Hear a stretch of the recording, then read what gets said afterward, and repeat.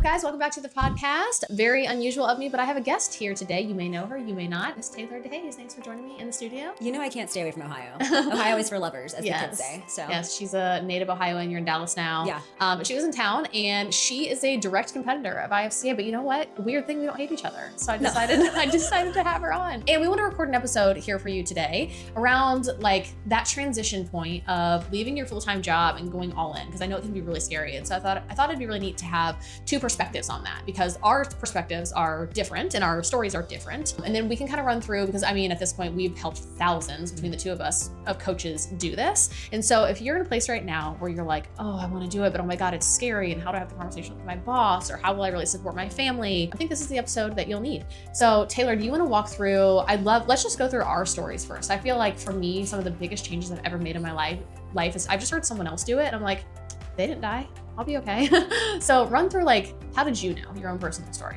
Yeah, so, mine I know is different than yours, right? But I was an investigative TV reporter for 10 years. That was my career, and I poured everything into that. I mean, those like tests that you take when you're in second grade, and it's like, what will you be when you grow up? So mine said journalist. No way. And I was just, my first word was book before mom or dad, and I was just like, I'm gonna make a difference. I was like watching like network news for fun when I was literally 10, 11. Wow. So I was that kind of kid, whatever that says about me. Anyway, so I'm surprised you didn't want to be in a band. My dad was in a band. That wasn't your second option? No, I always was into men in bands, but no. So I don't know. I fell in love. I was a TV reporter, loved that stuff. And then just like the culture was horrible. I mean, I had a master's degree. I never made more than about $30-something thousand a year. Mm-hmm. I peaked, which is what brought me to Cleveland. I was offered 2 jobs there. My max salary was $74K, but I was working 70-hour weeks. And I mean, because I was doing investigative stuff, it was just so dangerous. Like I can count so many times did I have guns pulled out on me. I will never forget the time that I was reporting on a tornado, and my news director told all of us to go into the tornado to get the best footage. Oh my gosh. And I was assigned to door knock. And like, not how are you feeling about a tornado? Saw it touch down. Someone let me in their house, hid in a bathtub. The roof came off of that house. That is insane. HR was like in the next day and we were all told to be quiet. So like, there's just you're just not treated well. All I have to say is, once I went to Cleveland, the news director that hired me was not there when I actually started the job. So everything I was promised didn't actually happen. Mm-hmm. So I got moved to like weekend evenings and all this stuff I had never done. And so 1 year into my career, or at my job in Cleveland, I was like, hey guys, like, am I gonna get to do investigative work? Like, what am I doing here? And a few weeks later, they like laid me off. So, I was fired, and I was so obsessed with fitness. I had been competing in bodybuilding for like 6+ years at this time, powerlifting. And so I was like, I'm just gonna start a business. Mm-hmm. I had worked with Lane Norton and all these great coaches. So I'm like, I think I can do it. Mm-hmm. So I didn't know what the fuck I was doing. So like my back was against a wall. What year was this? Yeah, this was 2018. Okay. Yeah, so for me, I'm like, all right, I know I have the skills in terms of like camera, things like that. So I just went for it. Although looking at those stories are so cringy. I love when I repost stories from like 2018. Mm-hmm. But so I know that's different than advising somebody to quit a job. But I think for me, I had 2 options. Either one, I would get really, really scrappy, because also 2, I finally found like I had a boyfriend in Cleveland. I had some really great friends there. And so my option was I either stay here and figure it out, or I move back home with my parents, which I would have never done. I would, and I love my parents. You're gonna hear this probably, but like, love you guys, but I wouldn't do that. Or I could have gone back to another TV job. But what made it so clear for me, it was almost like the stars again were like aligning, but the TV jobs I was getting offered were traffic reporting in Oklahoma, an internship in Buffalo. And I said, okay, I'm just gonna try this. Yeah. And then I just did it. But again, I work well with my back against a wall. And so I wouldn't advise my clients necessarily the same way, but again. You gotta know yourself, right? Yeah. When people are asked that question, it's like, do you work well under pressure, or do you work better if you know you have safety and security and those types of things? One cool thing about your story though, which we encountered a lot, so yours happened in 2018. We started business. I did not understand the opportunity that we all had during COVID, and some people are gonna get pissed off for me saying this, but I think COVID was one of the best things to happen to the online space ever. Mm-hmm. So many people were in the position you were in 2020 and 2018, and so many people were like, well, I don't have another option, so what else? And like, it worked out so well for so many coaches. So sometimes I think that can be the best thing that can ever happen to you when you think it's the worst thing in the moment, right? Oh my God, I'm laid off. Thought this was my dream job. Do you often reflect back on that? Like, wow, I'm so thankful they fired me. I do not think there is a single experience in my life that once felt catastrophic that has not been the best thing ever. Yeah, absolutely. Or a fantastic thing. But I agree with you, because the pandemic was 7 months into the business for me. So after that happened, I mean, I just threw myself into work, honestly, Yeah. you know, and I was part-time personal training as well. And I got scrappy, right? I think so many coaches, just people need to understand that making money is not hard. Yeah, no, I say that all the time. It's not fucking hard. No. And when I started the business, I had 5 part-time jobs just to make damn sure I could make it work. And I wasn't picky about those jobs. No. I just made money. Yeah, that's really cool. And I think it's just such a good lesson because so often we get on the phone with coaches. They see their company going in a direction where they could potentially get laid off, or they did just lose their job, or something big's going to happen, but they want to wait. They want to wait to start the business for a better circumstance. There's literally a guy that we've been talking to for months who knows he's going to lose his job in a month and wants to like wait. And I'm like, bro, like there's no better time than right now to set this up because you're going to be in a position where you're not going to want to go back. Come on. If this has been like whispering in your ear, like it has been, like you've got to go forward and you've got to do it. I love the stories where it's like, I had no other choice. So I made it happen. I think people have to understand that whether you're about to get laid off, whether you hate your job, whatever you're considering security, is quite literally your rock bottom. Yeah, there's so no such thing as secret. If you end up starting the business and you hate it, you've already experienced your rock bottom. Yeah. Do not act like starting the business is the rock bottom. Not to mention, if you just didn't charge $100 for clients, it's not that hard. It should take you 20 clients max to build a 6-figure business. Yeah, right. Yeah. And for me, you know, like we talked about, right? My first 17 clients, because I remember when I was laid off, I was given a 6-week notice. And I had to still show up and do the TV thing. And I'm like, oh God, I'm so not into it. So I was taking sales calls in the live truck. I was DMing in the bathrooms. Yeah. Like I was getting all my friends on calls with me. And you know, the first 17 people came from the spin studio I was at, coworkers that always were making fun of my healthy lunches, whatever. And so I left within 6 weeks already making $5,000 in recurring revenue. Yeah. It's not that hard. That's how we break it down for people all the time. 4 clients a month. 4 clients a month and you're crushing. If you can get 4 new clients every month, and then we showed like the calculator of how that stacks and everything. Yeah, I just think that's a really cool story because I think there are certain people who they work better with their back against the wall. I'm not one of those people. My whole driving motivator in life is just to be financially stable and secure. Grew up super poor, watched my dad cry over like fearful of losing our house, things like that. So intense trauma around money. So a lot of scarcity, like it started from a lot of scarcity. So for me, and when I talk to students about this, should I quit my job? I'm like, look, I'm going to give you my perspective. Doesn't mean everyone thinks and feels and has this same money mindset that I have. But for me, I think a leap of faith is one of the stupidest things that you could do, that I could do, because I know that would spiral me into scarcity. So I'll advise people like, look, for me, for my personality type, for my money beliefs, it never felt good to take a leap of faith. It took a very good for me to take a calculated sidestep right on over to my business. So I guess backstory for me. So I graduated college. I worked in a medical software company, thought I was going to climb the corporate ladder. You know, I'll just get a secure, stable job in healthcare. You know, you talked about what do you want to be when you grow up? I never had that. I was just, I just want to be stable. I just want to be like, I don't care what I'm doing as long as I'm not broke. I was just so deathly afraid of being broke always. So that was like my dream for myself, is like, I just want to like, you know, not worry about this because it was such a big thing growing up.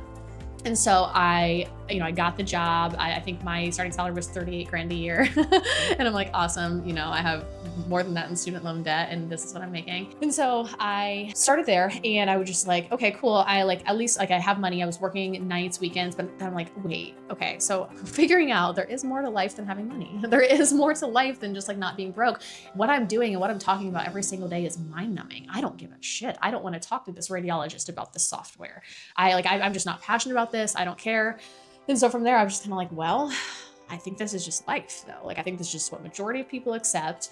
And as I started not accepting that in every other bucket of my life, right? My friendships, my relationships, my fitness mainly, I started like just, you know, developing more of a growth mindset and started thinking like, maybe I don't have to do this thing that I hate. And so I started dabbling with fitness stuff on the side. I too taught spin. So spin classes, group fitness classes, did some private personal training, mornings, evenings, and just making a little bit of cash lit a fire in me. I swear the first time I made $300 doing something I liked versus something I hated, I was like, I think this is a thing. Like, I don't think I'm gonna have to hate my life forever. And so, but it was still like, no, I can't make this a career. I couldn't like completely support a family off of this. There's no way. And then I found online coaching. I saw one other person at the time that was doing it. This was 2013.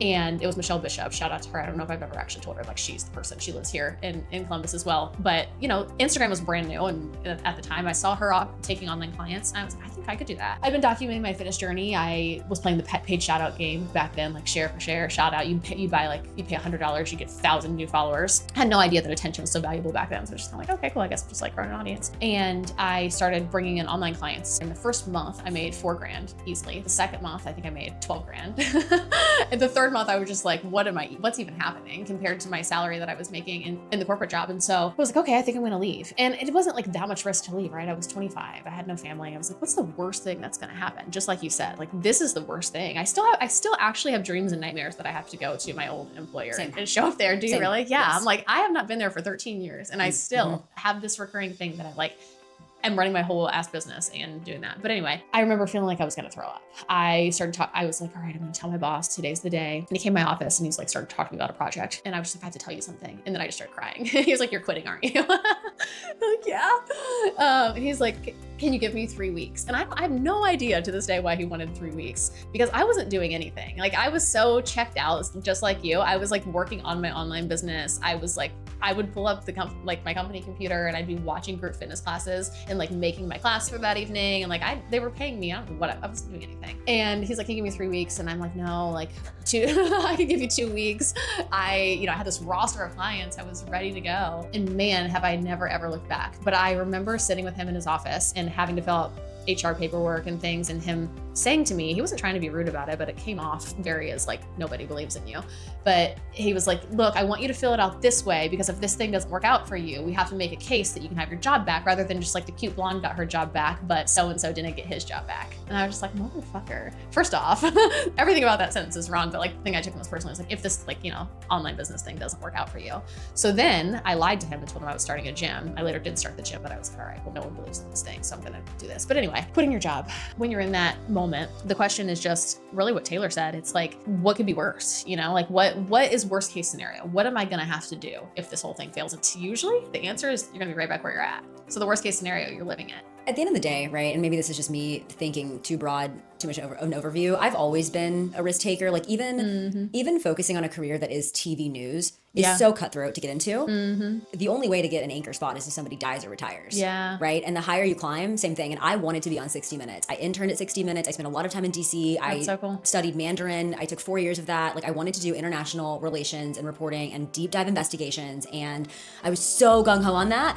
And it's just so funny because I always think, so different from you, and I grew up with money mindset issues too, because I would watch my dad like hoard cash and things like that. But you're taught in journalism school that you will be broke. Yeah. Because you're taught that it's a public service job.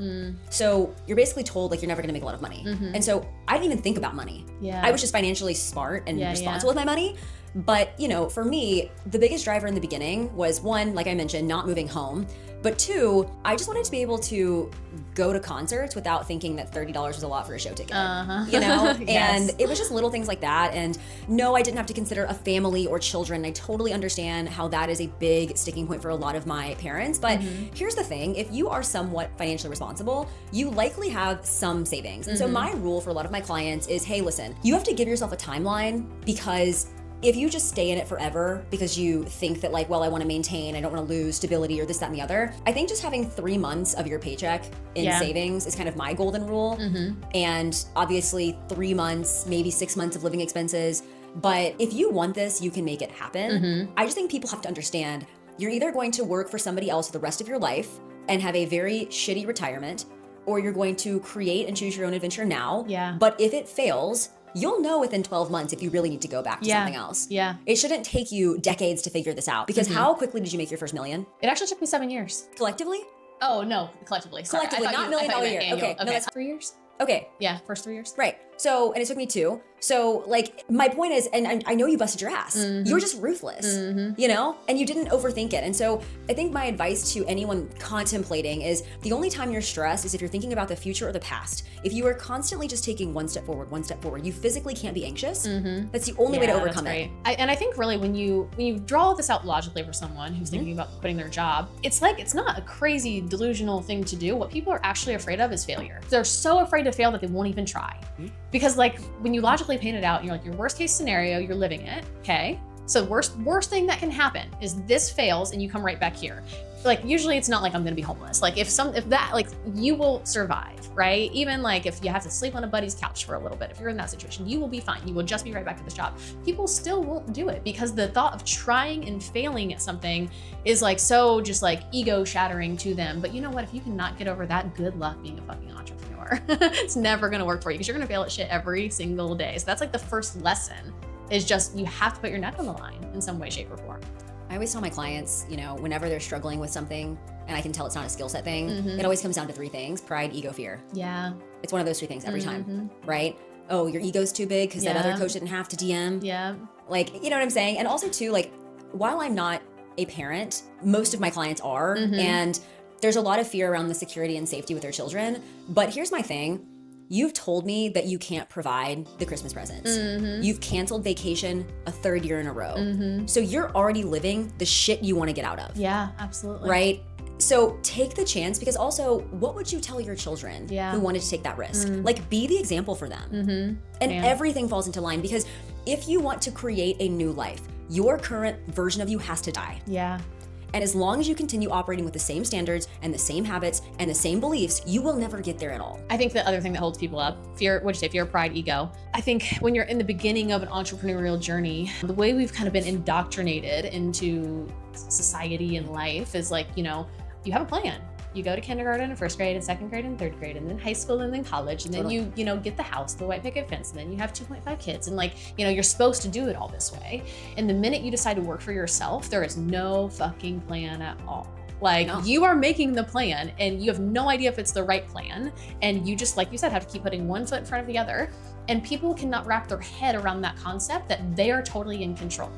Like you are the only one who can make decisions. You're the only one who can save yourself in this vehicle. You're the only one who's responsible for your own outcomes. And so I think what people, they get a taste of that. And they're like, oh, this doesn't feel good. This is like unstable. It's like, I'll tell students sometimes, it's like the first time you step on a boat dock. You're like, whoa, this is a little weird under me. You didn't immediately jump off and say, never get on a boat dock again. You just eventually got your footing and like learn how to walk on it, right?